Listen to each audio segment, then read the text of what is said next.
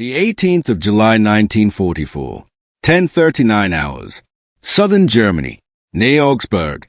The sound arrives first. Not the familiar drone bomber crews have learned to tune out, but something sharper. A scream that cuts through the sky like tearing metal. Too fast to track, too fast to understand. Inside a B-17 Flying Fortress, a navigator looks up from his chart table. Too late. A gray blur slices past the nose of the aircraft. Then the cannons fire. The Fortress shudders as another bomber to the left simply disappears, its wing folding inward, the fuselage tearing apart in a violent bloom of fire. No warning. No turning fight. Just impact and absence. Men are there. Then they aren't.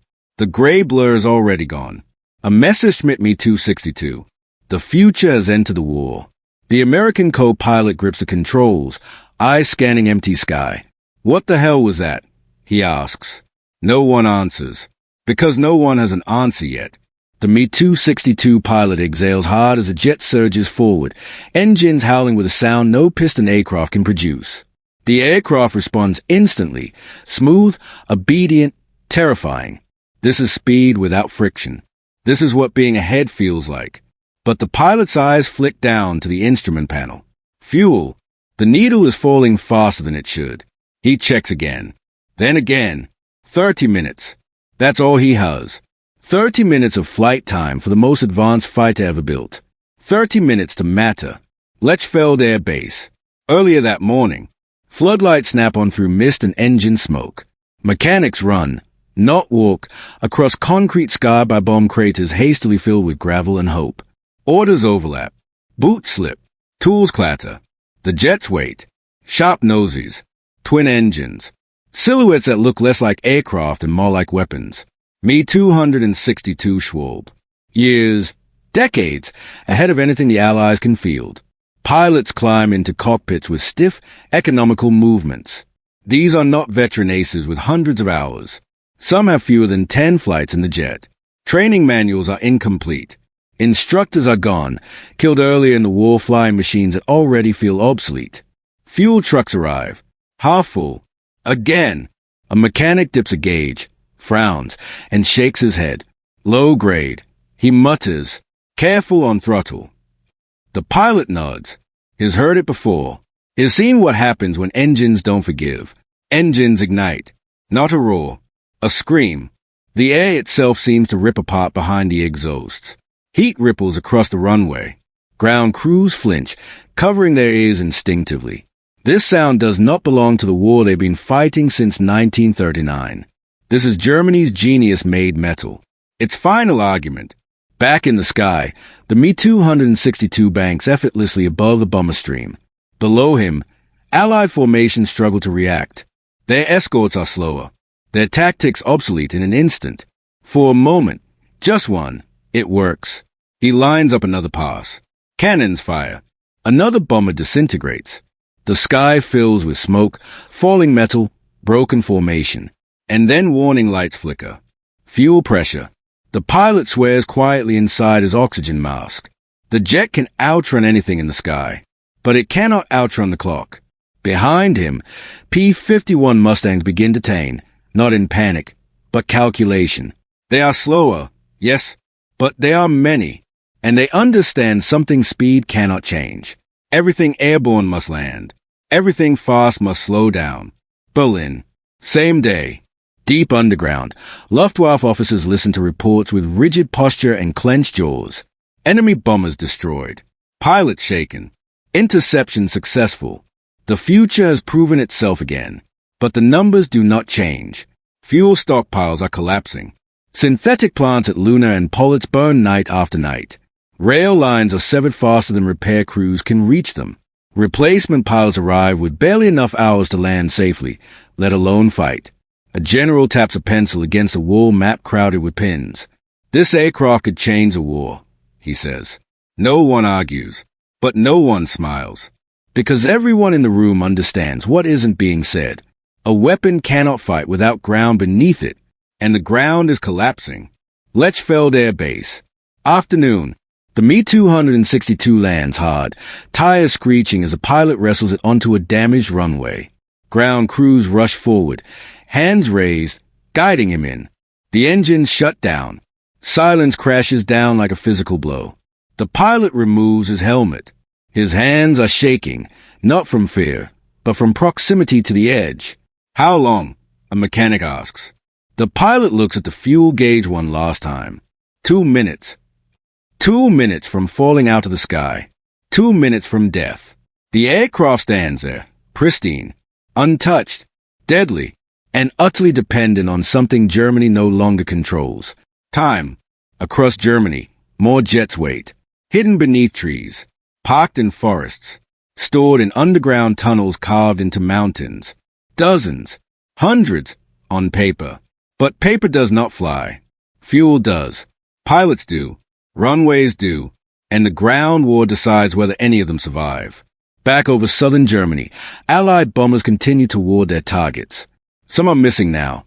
Some crews are dead. But the formation holds. Factories burn.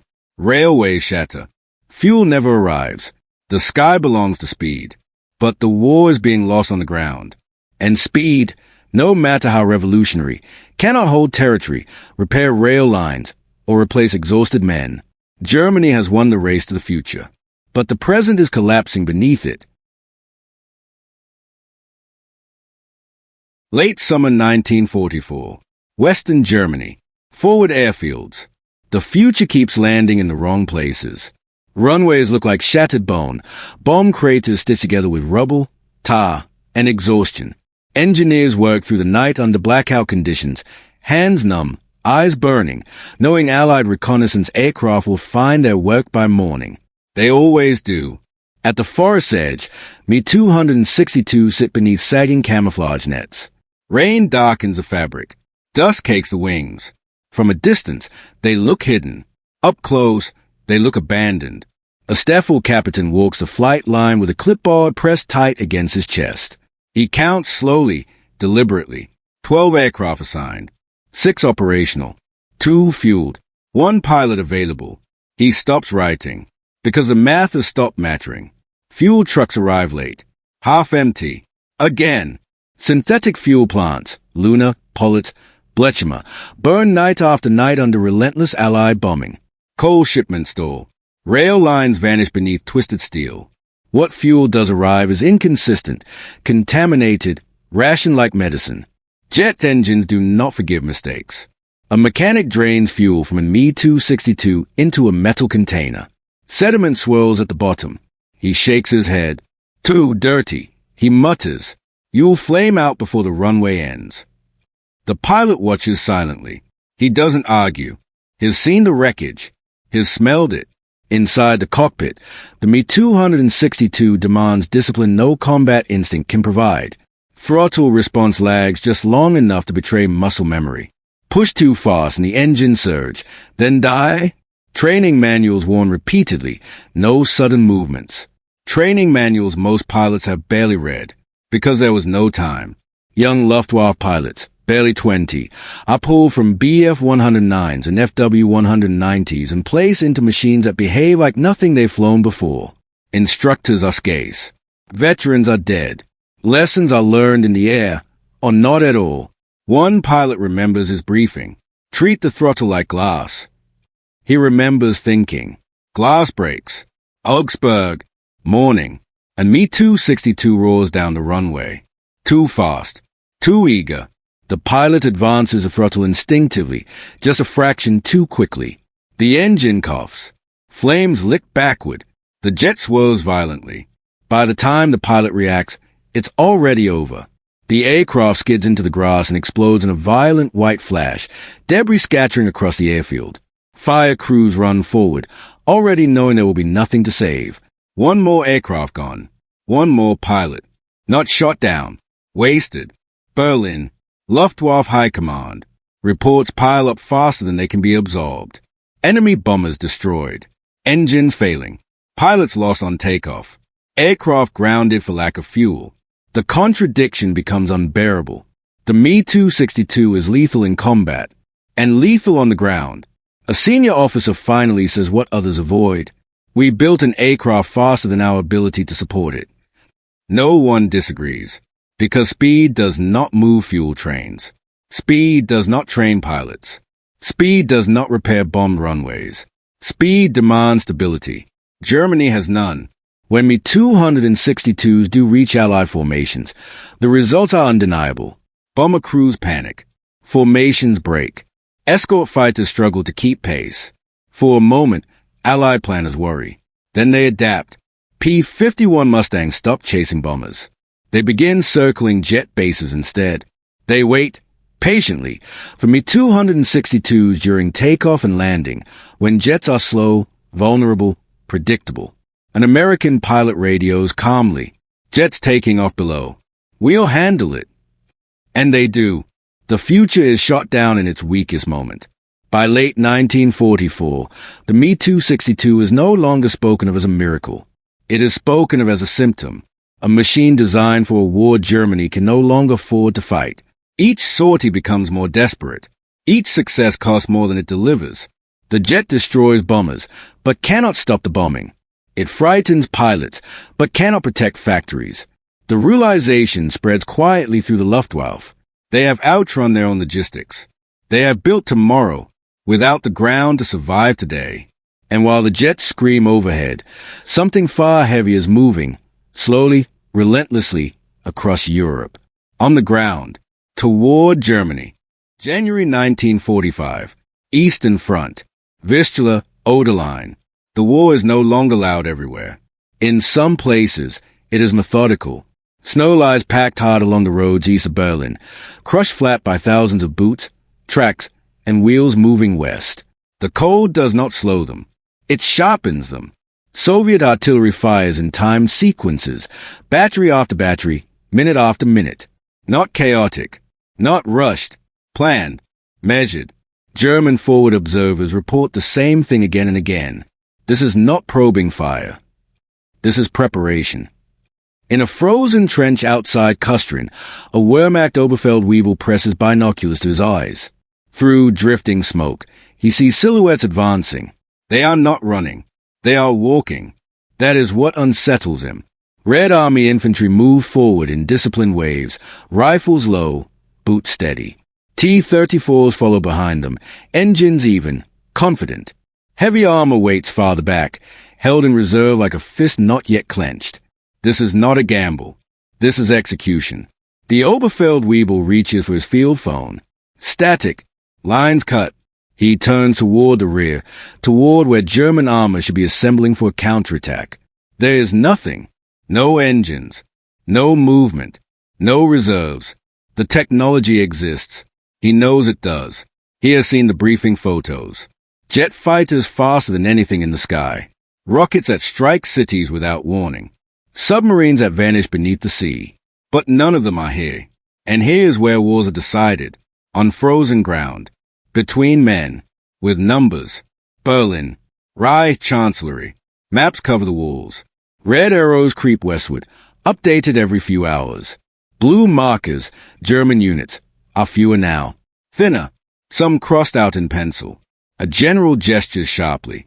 Our technological advantage remains decisive, he insists. Enemy losses are catastrophic. No one responds. Another officer clears his throat. Fuel depots in Saxony destroyed overnight.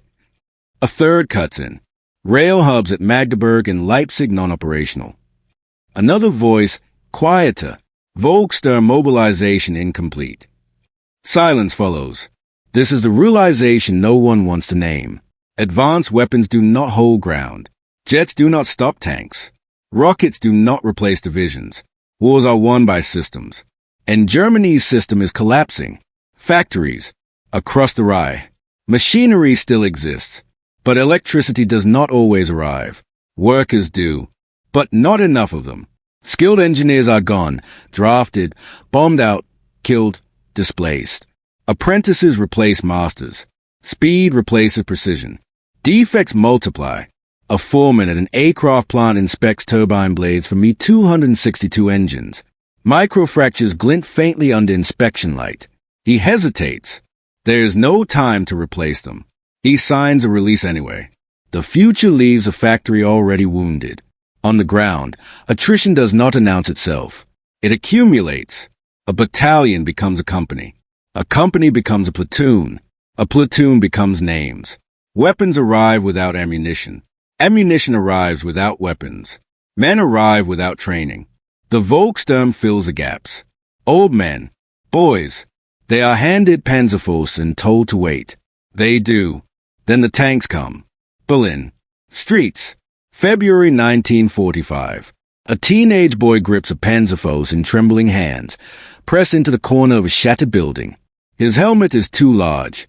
His uniform still smells new. An IS-2 heavy tank rolls into view, steel plate scarred but intact. Infantry cling to its sides, weapons ready. The boy fires. The rocket strikes. The tank burns. Another tank takes its place immediately. Then another. The column does not stop. It absorbs. Weight replaces finesse. High above, the jet age flashes occasionally across the sky. Brief. Violent. Gone. On the ground, the war is constant. And it is winning. In a bunker beneath Berlin, an officer listens as reports blur together. Jets grounded. Fuel exhausted. Bridges destroyed. Divisions dissolved. He removes his cap and sets it on the table. Quietly, almost to himself, he says, "We were faster than anyone." No one answers, because speed is no longer the measure. Endurance is, and endurance has chosen a side. Outside, the artillery moves closer. Not faster, closer. The ground war does not need the future. It only needs time. And Germany has almost none left. April 1945. Berlin. Führerbunker. The concrete groans, not from direct impact, but from proximity. Artillery no longer announces itself with distance. Every detonation travels through steel beams, through walls, through bone. The front is no longer somewhere east on a map. It is here. Maps line the bunker walls. They have stopped changing. There is nowhere left to move the pins. An adjutant stands rigid near the operations table, reading casualty reports in a flat, disciplined voice. Divisions reduce to battalions. Battalions reduce to companies. Companies reduce to names. No one interrupts him, because everyone understands what this is now. This is no longer a war maneuver. It is a war collapse. Above ground, Berlin no longer looks like a capital. It looks like an obstacle. Streets are choked with rubble. Smoke hangs low, trapped between shattered facades. Fires burn without purpose, no longer fed, no longer fought. Volkssturm units drag anti-tank weapons into intersections that barely resemble roads. Old men strain under the weight. Boys fumble with firing mechanisms they were taught once, yesterday, by someone already dead. They wait. Then the sound arrives. Heavy, rhythmic. Soviet armor rolls forward anyway. Not cautiously, confidently. IS-2 heavy tanks lead the advance, thick frontal armor absorbing small arms fire without acknowledgement. T-34s fill the gaps, engines roaring, infantry riding their hulls as if momentum itself is protection. This is not elegance. It is mass. A Panzerfaust fires. A tank burns. Another takes its place immediately. Then another. The line does not bend. It absorbs. Tempelhof Airport. Late morning. A handful of Me-262 sit idle on a cracked runway beneath a smoke-filled sky. No fuel trucks. No ammunition crates. No ground crews. They are being sent to fight as infantry. A Luftwaffe officer walks the length of the tarmac, counting aircraft that will never fly again. He pauses beside one jet, placing a glove hand against its smooth fuselage. This machine was meant to change air combat forever. Instead, it arrived too late, in too few numbers, into a system already strangled. Above him, Allied fighters streak past freely. No interception. No resistance. The air war ended weeks ago. Only the ground hasn't realized it yet. Piedmont. Abandoned. A rocket stands unfinished. Cables hang loose. Tools lie where engineers dropped them in haste. The launch pad is silent now, its concrete scarred by earlier tests that once shook the world. The V-2 was terror itself. And it worked. Cities burned. Panic spread. History bent. But terror does not stop armies. It only warns them. The Allies adapted. Production accelerated. Factories multiplied. Germany built weapons that redefined war. The Allies built wars that redefined scale. Back in the bunker, the lights flicker. Radios fail. Return. Fail again. Messages arrive late, or not at all. A general finally says what no one has dared to voice. Our weapons were perfect, he says quietly. He looks around the room. But perfection takes time. A pause. We ran out of it. No one argues, because the truth has crystallized. Innovation without logistics is theater. Brilliance without fuel is fiction. Technology without manpower is decoration. Germany chased the future while the present bled out. And now the future has no one left to carry it. Outside, the artillery ceases, not because resistance remains, but because targets have run out. Infantry advance through smoke-filled streets, stepping over shattered concrete, abandoned equipment, the remnants of a once mechanized dream. A Soviet officer pauses beside a destroyed experimental German vehicle. Sleek, advanced, useless now. He studies it briefly, then waves his men forward. No curiosity, no fear. The war has taught him what matters. Numbers, supply, momentum. Everything else is secondary. Back underground, silence settles in a way no bombardment ever could. The illusion has finally shattered, not with an explosion, but with understanding. Germany did not lose because it lacked genius. It lost because genius arrived without time. And wars are never won that way. The 8th of May 1945, 23:01 hours. Central Europe. The guns fall silent. Not with cheers, not with celebration, with exhaustion. Men remain crouched in trenches long after the final orders come through, unsure whether silence itself can be trusted. Smoke drifts where artillery once spoke. Fires still burn in cities that no longer matter strategically, but no one feeds them now. Germany has surrendered. The war is over. And scattered across the country, the future stands quietly, unused. Bavaria, forest airfields. Dawn. Messerschmitt Me 262s rest beneath camouflage nets, their fuselages smooth, unscarred, engines cold. Aircraft that could outrun anything ever built sit untouched, because speed no longer matters. Fuel is gone. Pilots are gone. Runways are gone. The jet age exists. Without a war. Some jets were never fueled. Some never fired a shot. Some never left the ground. Perfect machines waiting for a world that collapsed too early. Harbors along the North Sea. Type XXI U-boats lie at their moorings, revolutionary hulls cutting silent lines through dark water. Electric propulsion. Advanced sonar. Underwater speed unmatched for years to come. But dockyards are destroyed. Crews are incomplete. Orders never come. The future of naval warfare rocks gently at anchor. Irrelevant. Abandoned launch sites. V-2 rockets stand upright against cracked concrete. Steel giants that once crossed borders faster than sound. Terror weapons that change how war will be fought forever. They remain flawless. Unused. Because terror cannot stop armies. Only systems can. Captured airfields. Days later, Allied soldiers walk carefully around unfamiliar machines, rifles slung low. They circle the Me-262 slowly, cautiously, like men approaching something that should not exist yet. One American officer runs his hand along the intake. "Hell of a machine," he mutters. Engineers photograph everything. Measurements are taken. Engines removed piece by piece. The war is over. The examination begins. Allied intelligence facilities. Weeks later, tables are covered in blueprints. Jet engines stripped bare. Turbine blades, guidance systems, metallurgy samples studied in silence. They understand immediately. Germany was right. The concept works. The speed is real. The future is undeniable. But the context was wrong. Jet aircraft demand stable fuel supplies.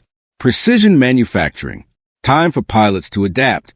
Germany had none of these by 1944. History accelerates. Within a few years, jet fighters dominate the skies, not because they are faster, but because the systems behind them finally exist. Training pipelines are built. Fuel flows uninterrupted. Airfields are defended. The jet age reshapes warfare, just not for the nation that birthed it. Back in Germany, former Me-262 pilots return home on foot by overcrowded trains, or not at all.